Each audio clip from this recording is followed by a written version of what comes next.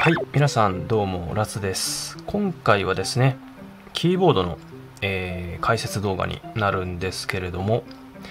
今回はですね、キーボードの、ここにね、アルファベットキーがバーっとあると思うんですけど、ここに関しての、実はこの中でですね、利用頻度が低いアルファベットキーというのがありますので、今回そのあたりのね、お話をしようと思っております。これを聞くとですね、キーボードの覚える中で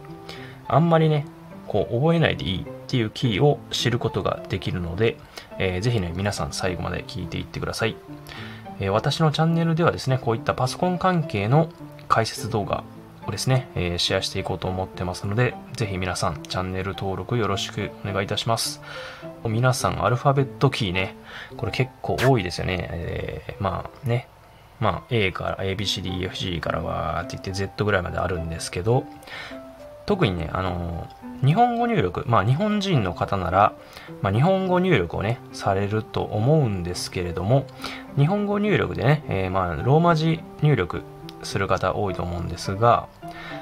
ていう観点で考えたときに、結構ね、使わないキーっていうのが、結構あります。ということで順番に説明していきます。まずですね、利用頻度が少ないキー1つ目。それは、この Q ですね。Q です。で、これをね、Q と母音の組み合わせで打った時にどうなるかっていうのを考えた時にですね、Q と例えば、母音の A で打つと、なんか、クワーですね。クワーみたいな感じのクワーですね。っていう変換になるんで、日本語でクワーっていうそのね言葉ってないじゃないですか。で、あとあとおとかね、これ Q と O で打つとクオっていう変換になるんですけど、日本語でそういう単語はまずないということを考えたときに、この Q をね打つ頻度がものすごく低くなってきます。ただ、カタカナ英語っていうんですかね。例えば、クオーツとかね、クォーツとか、クォーターとかね、なんか打つときには、この Q をね、使って、母音の O と組み合わせて、クォーターって言って、で、カタカナの F7 で、変換するみたいな感じで使われるかと思うんですけども、そういう以外では Q はほとんど使わないということで、実際にね、自分を打つ頻度かなり低いんで、これをね、知っといていただければいいかなと思います。まず Q あんまり使わないってことですね。はい。で、次はですね、続いて2つ目です。2つ目の使わないキーは、ですね、この V ですね。V です。V は何でかっていうと、先ほどの1つ目の Q とほぼ同じ理屈で、V からね、始まる日本語っていうのがあんまりないと思うんですね。V と、例えば母音の A で、バっていう変換になるんですけど、バなんて言葉ないですよね。で、これもカタカナ英語とかで、例えば、ヴァンパイアとかね。V と母音の組み合わせは、ブアビブベボみたいな感じになっちゃうので、そこから始まる言葉って言ったら、ヴァンパイアとか、あと、なんでしょうね。ヴァンパイアぐらいしかちょっと自分の頭の中からは出てこないっていう、そういう意味合いで言うと、先ほどの Q と同じで V もね、利用頻度がかなり低いキーだと、覚えていただければいいかなと思います。Q と V ですね。で、3つ目はですね、ちょっとこちらは、先ほどの2つと違うんですけれども、この X ですね。X です。で、X の用途っていうのは、基本的にはね、ローマ字入力で言うと、小さいあとかですね、小さい母音を打つとき、あいうえおの、小文字版を打つときは、母音の前にこの X を入れることで、X と A で、小文字のあとかね、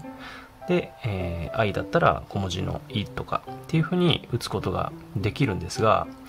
X は、以前のね、小文字入力の動画を、ご参考にね、見ていただければわかると思うんですけれども、この L でもですね、代用ができます。小文字入力は L でも代用ができますので、小文字の R だったら LA って言ってもらってもいいですので、となると考えた時に別に X をね、打つ必要はなくなってくるんですよね。っていう、逆に考えるとですね、X か L、どちらか使えばいいんで、L 使う人は X 使わないでいいし、X 使う人はL 使わないでいいっていうような考え方でもいいかなと思います。そういう意味だと自分はね、小文字入力は X を打つようにして打ってるんで、それはね、これ人それぞれ好みの、好みでいいかなと思いますので、まずね、X か L、これを意識しておいていただければいいかなと思います。あまり使わないキーということで、X か L ですね。はい。ってことでですね、今回は、このアルファベットキーの中でですね、利用頻度が少ないキー、3つ挙げさせていただきました。最後はね、X と L っていう形にはなっちゃったんですけれども、これをね、知っておくだけでも、逆に考えるとですね、この以外のキーを、入力することが多いんだなというふうにまず捉えていただければいいかなと思ってまして、アルファベットキーね、覚えるの大変だと思うんで、利用頻度が少ないキーっていうのを知っておくだけで、ちょっとね、ハードルが下がるかなと思っております。別途、利用頻度がね、多いキーっていうのもいくつかあるかなと思いますんで、それはね、また別途解説動画とかを上げれたらいいかなと思ってますので、今回の動画がね、少しでも役に立ったと思ったらですね、いいねいただけると嬉しいです。今後の励みにつながりますので、よろしくお願いします。またね、何かわからないこととか、こういった動画が欲しいとかあれば気軽にコメントなどいただけると、嬉しいです。よろしくお願いいたします。ではですね、今回はこれぐらいで失礼いたします。最後までご視聴いただきありがとうございました。失礼いたします。